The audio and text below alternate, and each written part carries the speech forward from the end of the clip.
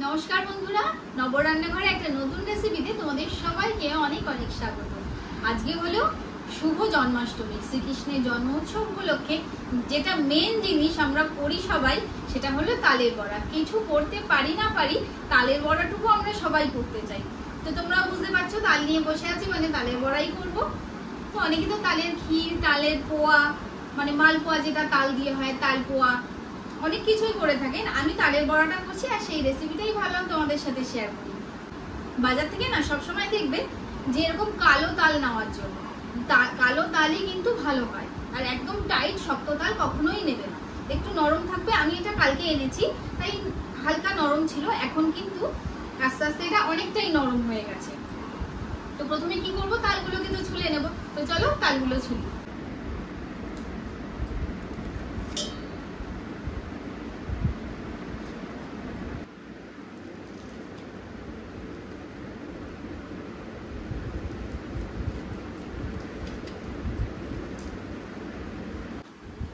তালটা তো ছাড়িয়ে নিয়েছি, দিয়ে অল্প করে জল দিলাম, দিয়ে এবার তালটাকে একটু চটকাচ্ছি জল দিয়ে দিয়ে।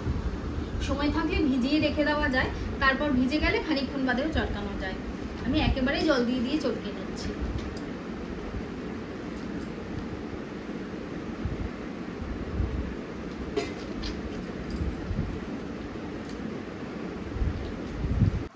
তাল তো আমার গোলা হয়ে গেছে, তো তাল গুলে ছেঁকে সাইডে রেখে দিয়েছি।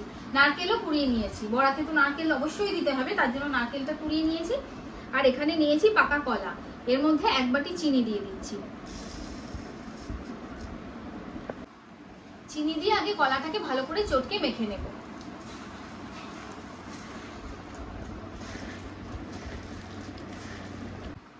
চিনি আর কলা মাখা হয়ে গেছে, এটাকে আমি তালের গোলার মধ্যে দিয়ে দিচ্ছি। এবারে একে একে বাকি সব উপকরণ দিয়ে দেব। ওইটুকু চিনিতে তো হবে না, আরো অনেক চিনিই লাগবে, তাই জন্য দিয়ে দিচ্ছি আরো 1 বাটি চিনি। দিয়ে দিচ্ছি ময়দা। এবারে দিচ্ছি 1 বাটি চাল গুঁড়ো। দিয়ে দিচ্ছি 1 বাটি সুজি।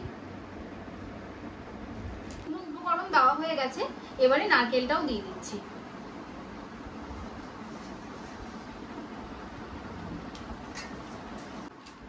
এবারে সব উপকরণই আমি হাত দিয়ে ভালো করে চটকে চটকে মেখে নেব। এটা মাখতে মাখতে বন্ধুদের বলি, আজকে যেহেতু রান্নাঘরে করছি না, যেহেতু গোপালের জন্য পুজোর জিনিস, তাই ঘরে বসেই সব করছি। রান্নাঘরের সেটআপটা হলে একটু অন্যরকম হয়, আর এখানে তো বুঝতেই পারছো এরকম ভাবেই করছি, তাই জন্য আমার চারপাশে ব্যাকগ্রাউন্ড এই জিনিসপত্রগুলোকে তোমরা একটুখানি ইগনোর করো।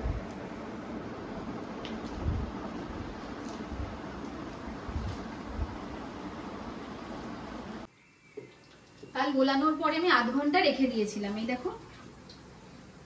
এবারে বড়াগুলো ভেজে নেব। তেল বসিয়ে দিয়েছি, তেল গরম হয়ে গেছে, এক একটা করে বড়া ছেড়ে দিই।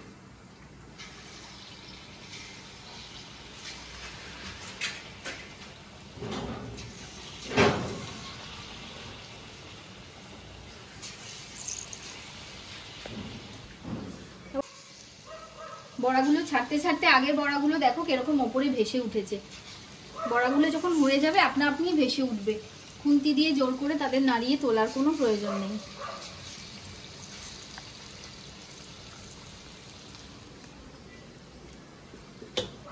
সব বড়াগুলোই ওপরে ভেসে উঠেছে, আর দেখো লাল লাল করে ভেজে নিয়েছি। এবারে তেল থেকে তুলে নেব বড়াগুলোকে।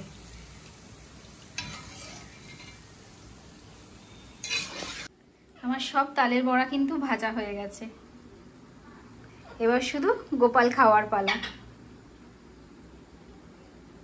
তালের বড়ার রেসিপিটা কিরকম লাগলো অবশ্যই আমাকে জানিও, আর তোমরা কেমন ভাবে তালের বড়া করো সেটাও কিন্তু আমাকে কমেন্টে জানিও।